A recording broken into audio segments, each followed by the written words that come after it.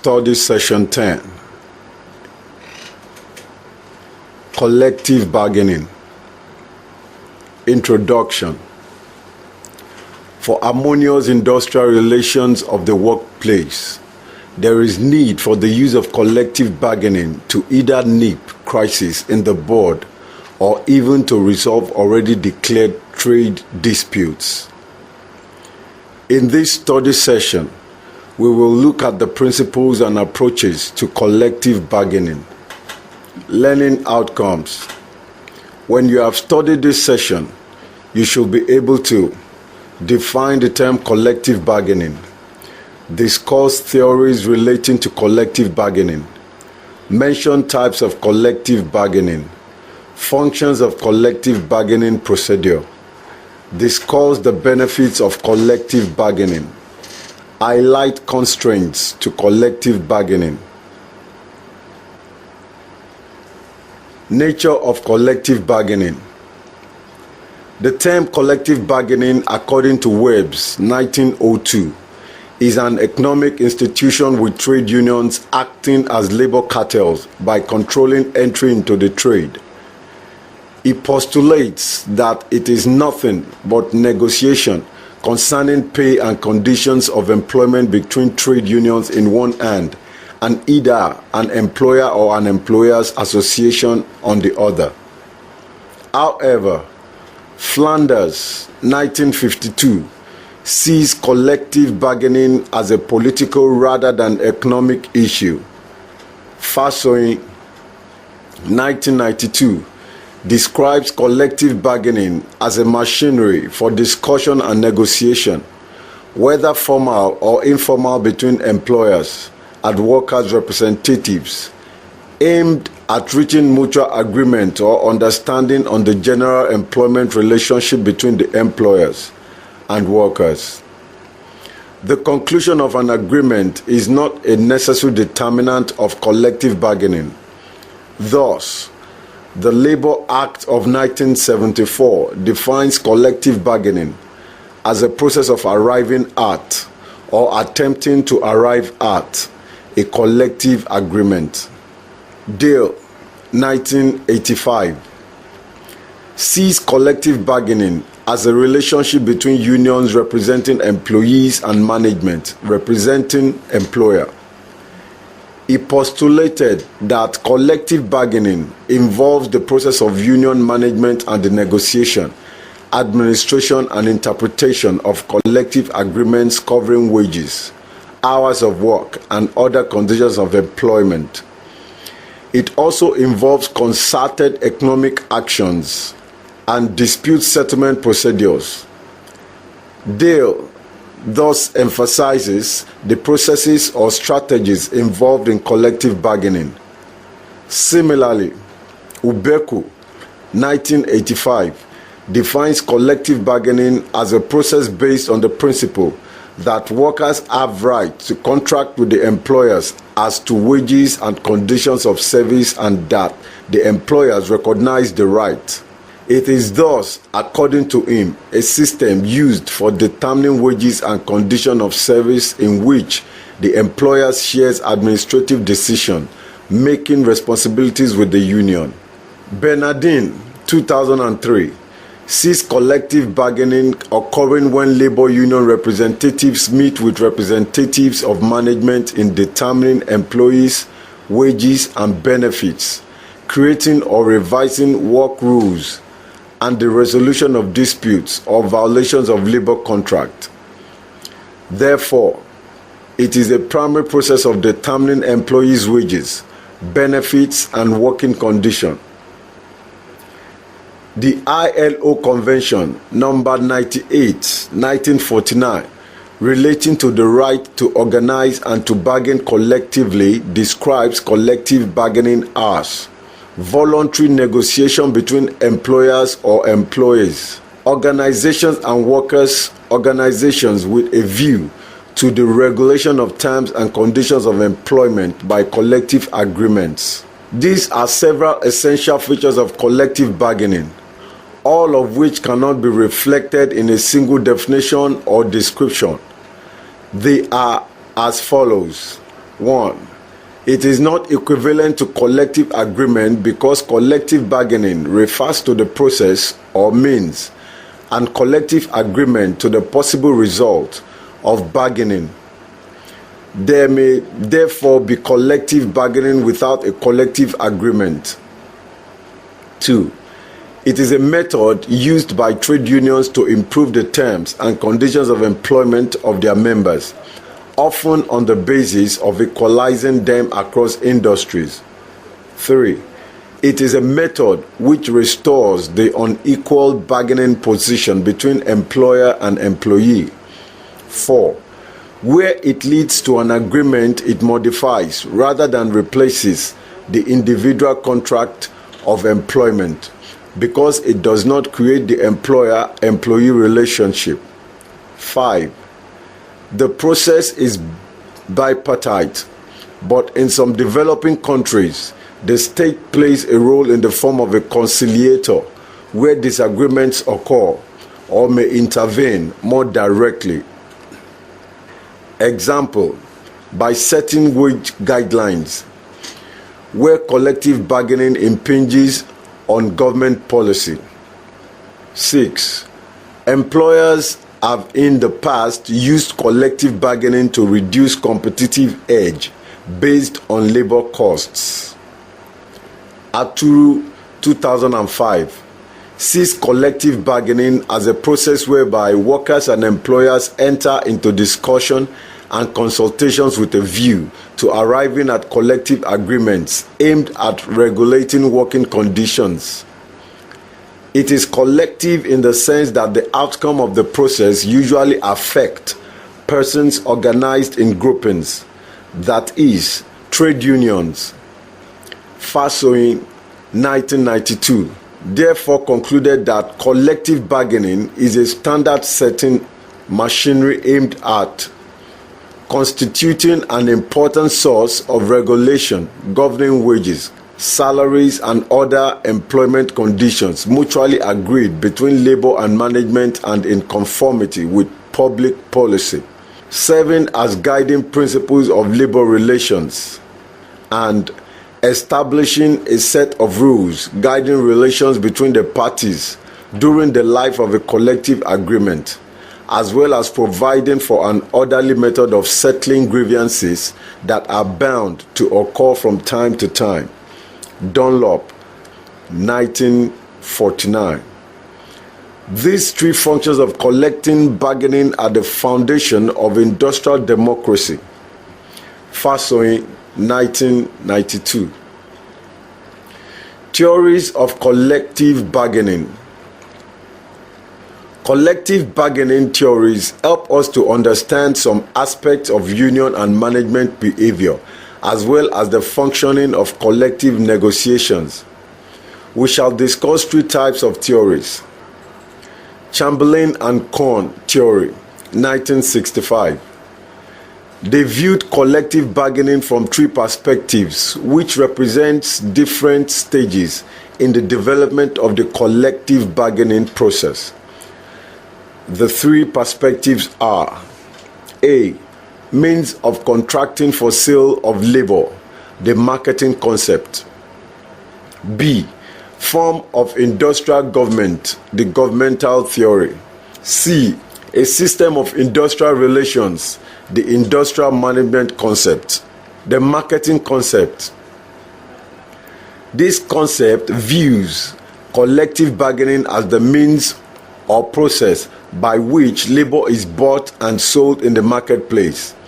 In other words, it is that method of conducting industrial relations which determines the standard terms and conditions of employment by which labor is supplied to an employer either by its present employees or by its newly hired workers. This is an exchange or economists model that is based on the principle that workers have the right to contract with employers as to wages and conditions of work, and that employers recognize that right. In this, it is impossible for labor and management to institute arrangements for review of terms of conditions of employment if the need arises. Government concept. This concept viewed the institution of collective bargaining as a rule-making process by which rules governing the relations between management and trade unions are made. Administration of industry is determined by the extent to which the social partners are willing to have their relationships influenced by rules that are jointly made, or the extent to which rules unilaterally determined by one of the parties are acceptable to other. Here, collective bargaining is viewed as a political phenomenon in which power relationship is attained. The interplay of the power is illustrated in the extent to which the actions of one party are otherwise influenced by the other party. Power relationship is least manifested when one party is extremely powerful and the other is totally unable to get any meaningful result in its interaction with the other party. In practice, the trade union will be able to deploy the strike weapon and the employer will be able to lock out the workers in the event of a strike action. This will enable the trade union and employer to assess and advance their power towards the realization of their members' aspirations and workplace interests. Industrial management theory. This concept views collective bargaining as a system of industrial management to the extent that trade unions join employers in reaching decisions on matters in which both parties have vital interests. This happens because collective bargaining by its nature involves trade union and management in making decisions in those areas are covered by collective agreement. This theory enables functions of management to be shared with trade unions. Ordinarily, the management exercises rights or prerogatives over many industrial issues, such as expansion of the business, relocation and other investment-related decisions. But the incidence of trade union brings about the joint sharing with management decisions that would otherwise be guided by managerial prerogatives only. Sidney and Beatrice Webb theory.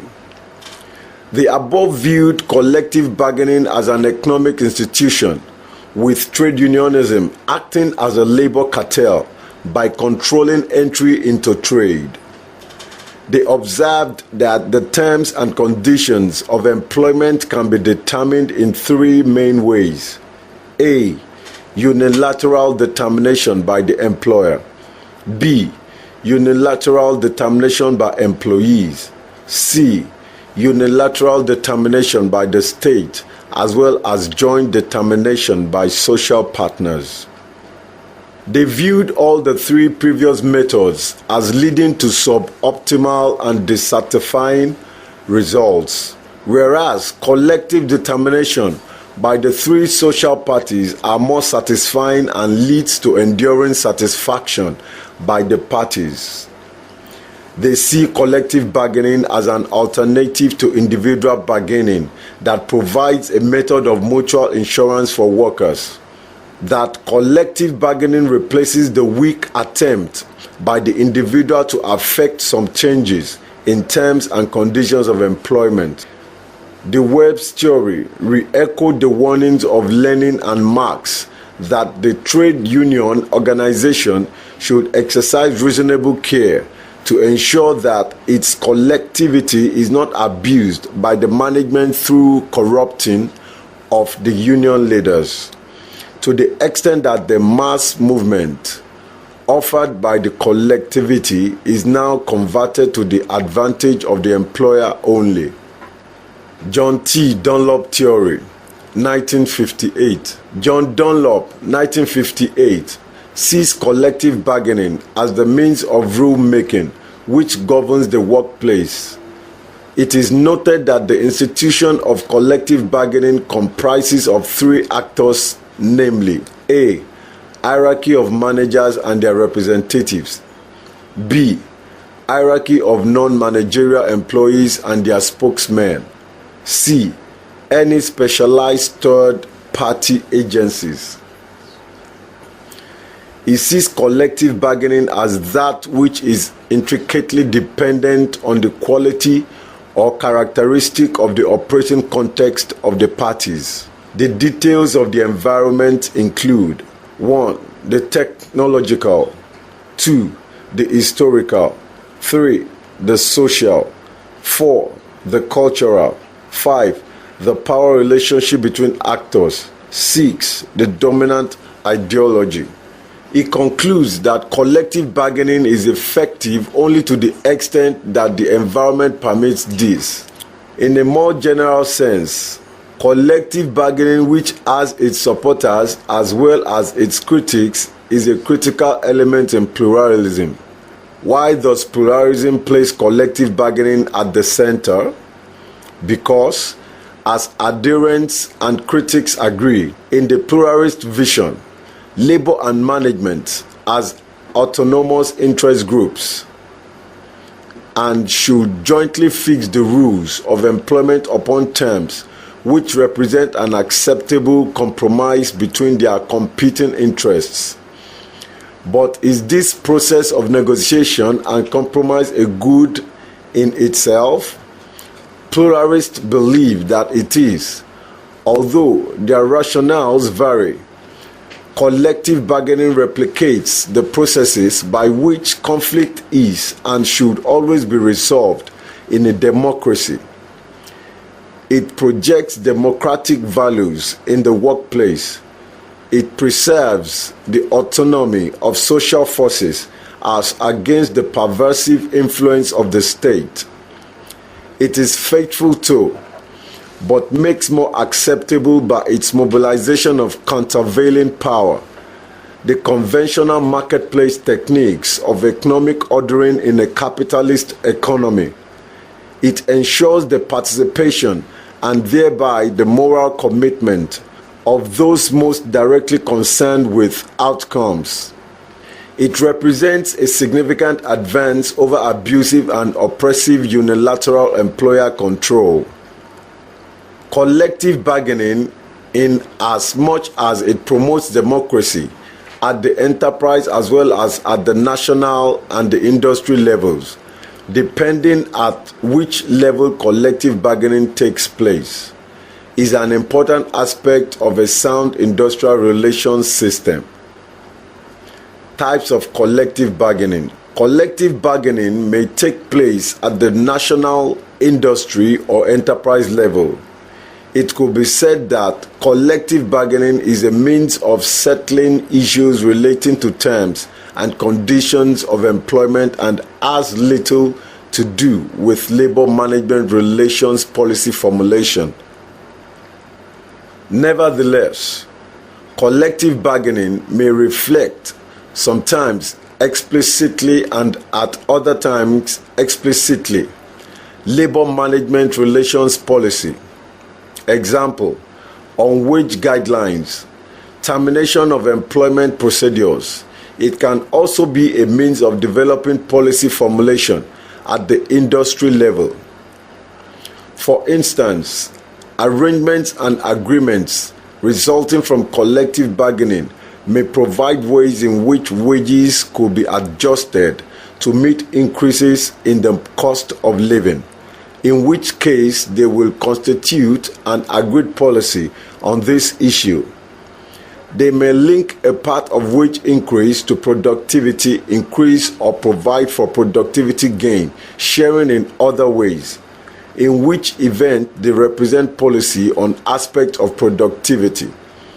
Method of dispute settlement would reflect a desire for the peaceful resolution of disputes.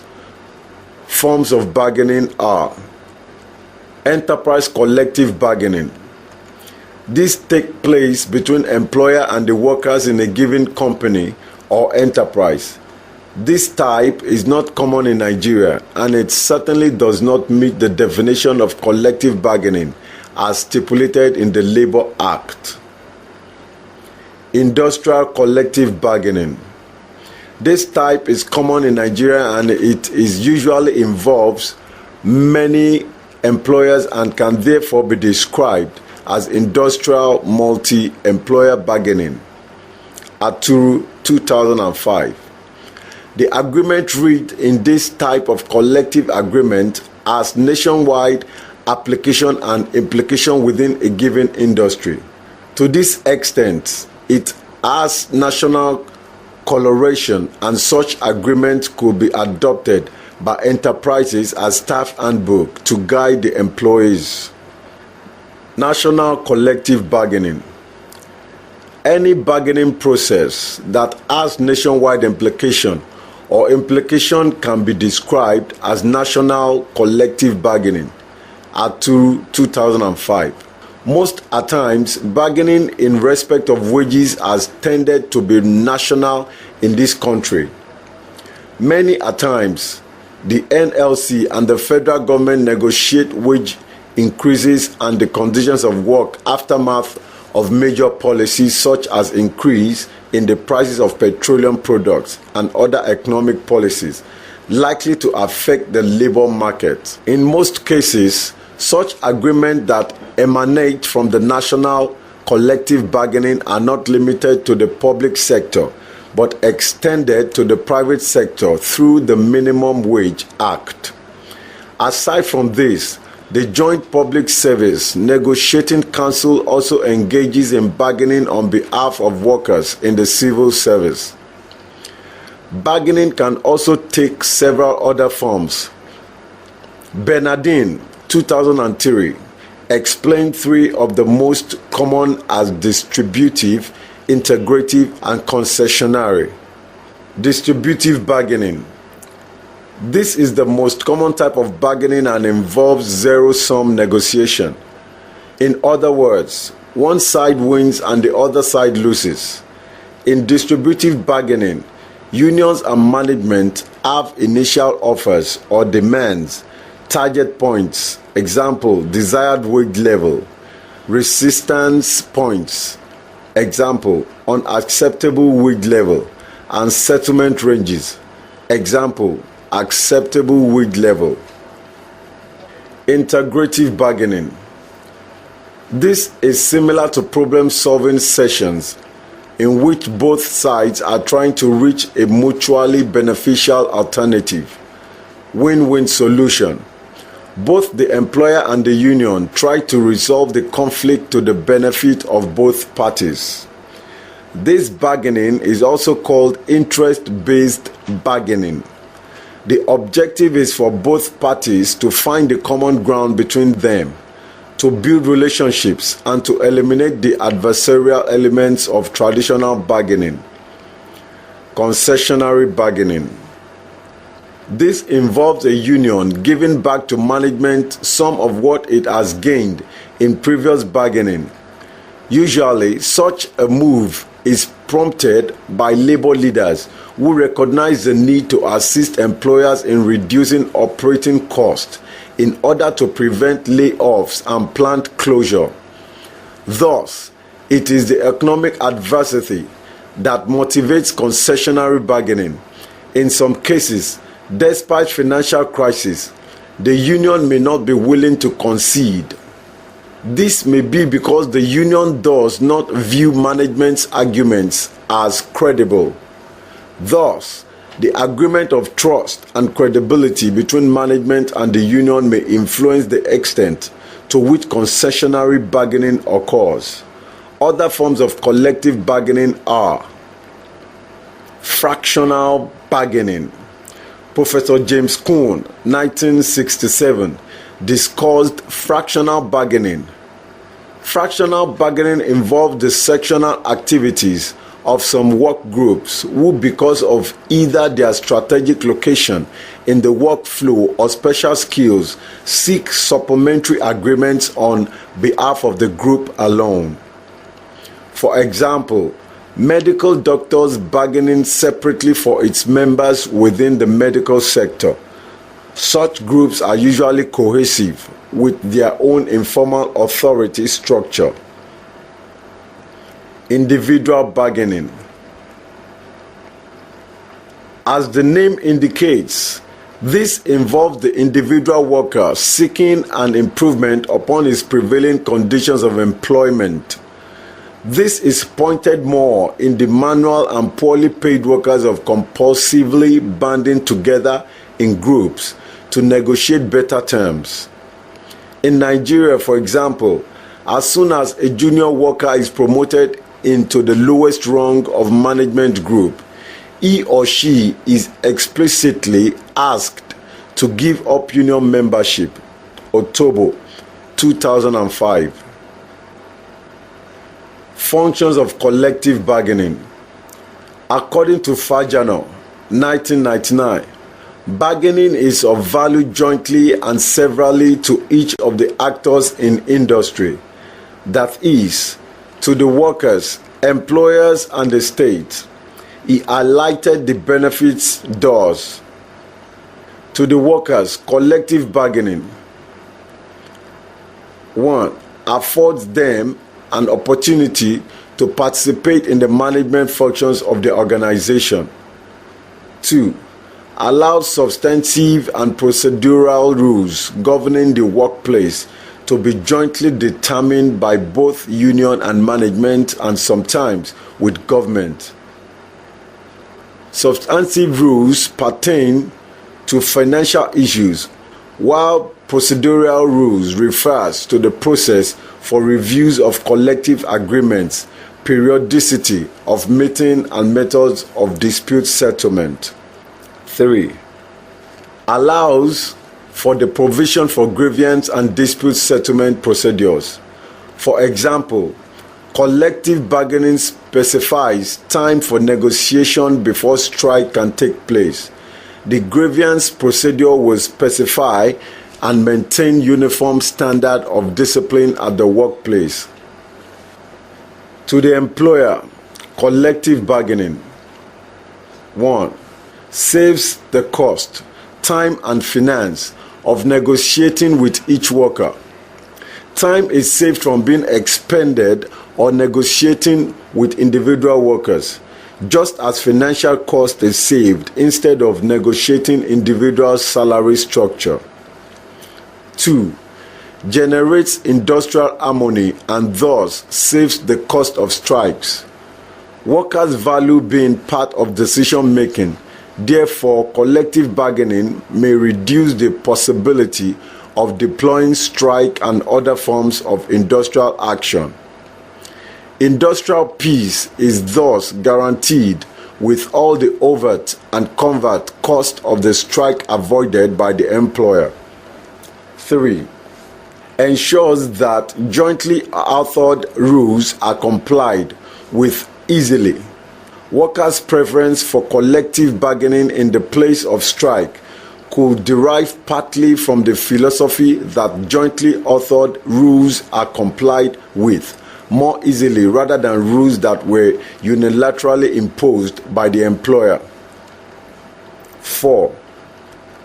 Prevents the development of multiple standards by the management in meting out disciplinary actions and the attendant cumbersome administration of several rules that the absence of collective bargaining would have brought about. Benefits of collective bargaining.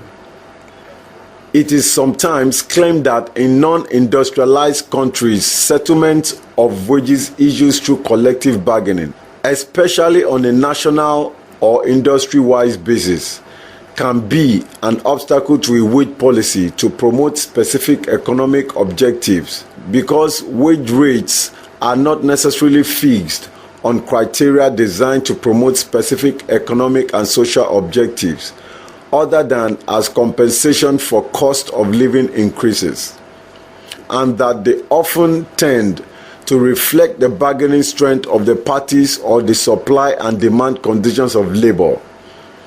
With some exceptions, such as Japan, wages increases through collective bargaining in Asia pay little attention to productivity, individual or group performance, and to skills. However, collective bargaining has many advantages which have been claimed.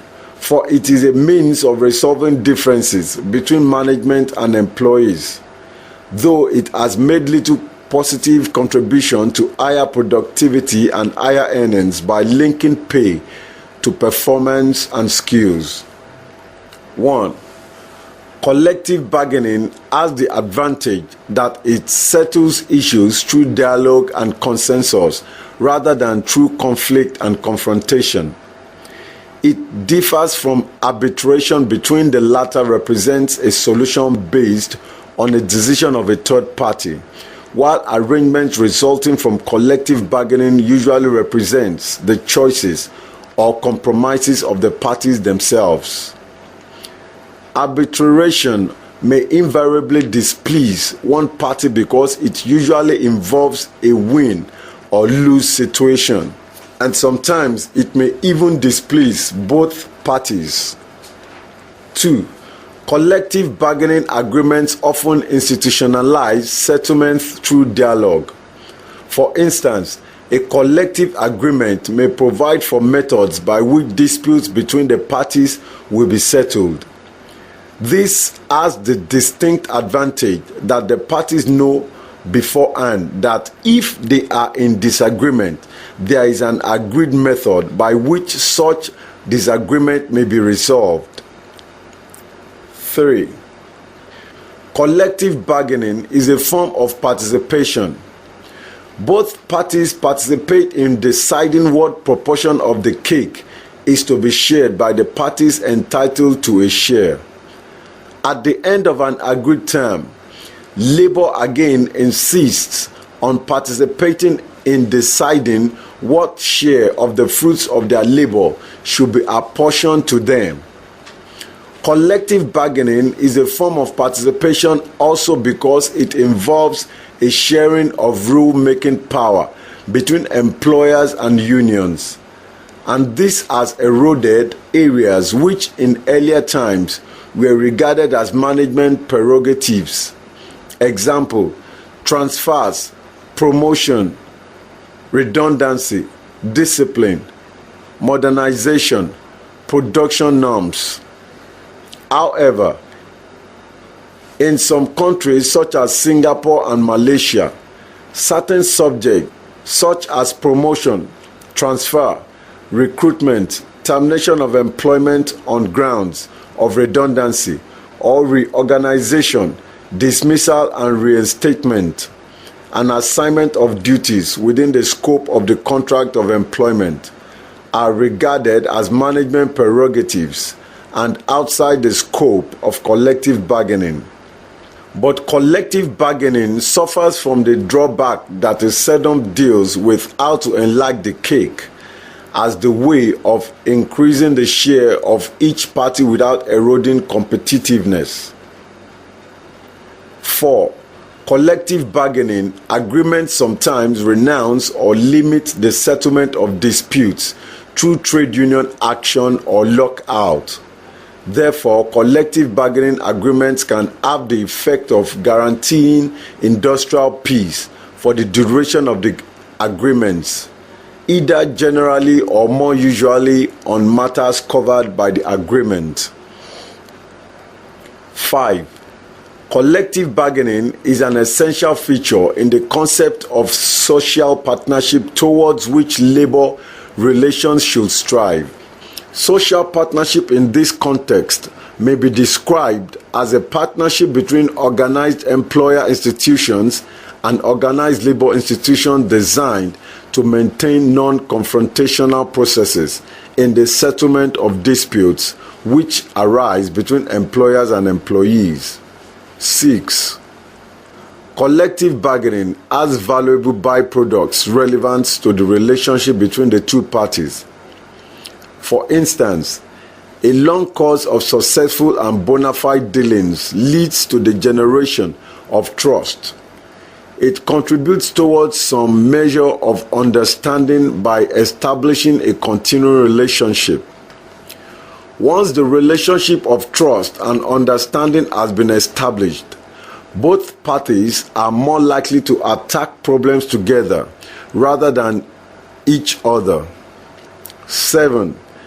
In societies where there is a multiplicity of unions and shifting union loyalties, collective bargaining and consequent agreements tend to stabilize union membership. For instance, where there is a collective agreement, employees are less likely than otherwise to change union affiliations frequently. This is also of value to employers who are faced with constant changes in union membership and consequent inter-union rivalries, resulting in more disputes in the workplace than otherwise. 8. Collective bargaining agreements which determine wage rates on a national or industry level place business competition on a more equal footing as a result of some standardization of the costs of labor. This is probably a less important advantage today in the face of technological innovations and productivity drives. 9. Perhaps most important of all, collective bargaining usually has the effect of improving industrial relations. This improvement can be at different levels. The dialogue tends to improve relations at the workplace level between worker and the union on the one hand and the employer on the other. It also establishes a productive relationship between the union and the employer's organization, where the latter is involved in the process. However, between the employer on the one hand and his employees and the union on the other, collective bargaining improves relations for the following reasons or in the following ways. A. It requires a continuing dialogue which generally results in better understanding of each other's views. B. Where collective bargaining institutionalizes methods for the settlement of disputes, differences or disputes are less likely to result in trade union action. C. It could lead to cooperation even in areas not covered by collective bargaining arrangements. Also between unions on the one hand and employers' organization on the other, collective bargaining improves the industrial relations climate in the following ways. A. It acts as a means of exerting influence on the employer or the employee, as the case may be, where the unreasonable position of one party results in a deadlock. The employer's organization or the union, as the case may be, has an interest in exerting influence on its respective members. The maintenance of the relationship between the two parties is seen as important to issues well beyond the current dispute. Both parties know that the current dispute is only one of many situations which are likely to arise in the future, and that a good relationship needs to be maintained for the overall benefit of their respective members. B. The entry of a union and employers organization into a dispute facilitates conciliation or mediation. Sometimes one or both parties are able to divorce themselves from the main conflict or from their position as representatives of their members and mediate with a view to narrowing the differences and finding compromise solutions. C. Collective bargaining often leads employers, organizations, and trade unions establishing links and to look for and increase areas of common agreement. This, in turn, ensures the benefit of their respective members. Between unions and their members, collective bargaining tends to enhance the stability of union membership.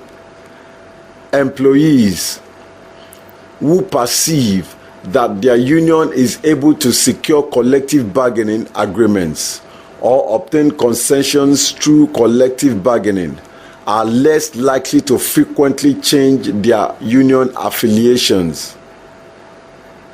Constraints to collective bargaining. Constraints of collective bargaining refer to those factors or things that affect effective bargaining or do not allow it to thrive as expected. Some of the identifiable constraints to collective bargaining include: 1. Unfavorable political climate. 2. Non-recognition of existence of trade union. 3. Poor power relationship. 4. Discrimination in the authorship of rules. 5. Instability of workers' organization. 6. Restriction on association. 7. Unwillingness of the parties to give and take. 8. Unfair labor practices on the part of both parties. 9. Inability of the parties to negotiate skillfully. 10. Unwillingness to negotiate in good faith and reach agreement. 11. Suspicion of the other party. 12. Targeting human beings and not discussing issues. 13. Unwillingness to observe the collective agreements that emerge. Study session summary. In this study session, we discussed the nature of collective bargaining. 3 theories and different types of collective bargaining were equally examined. We also discussed the function of collective bargaining within an industry, advantages of collective bargaining, and the constraints that will affect the effectiveness of collective bargaining. End of study session 10. Thank you for listening.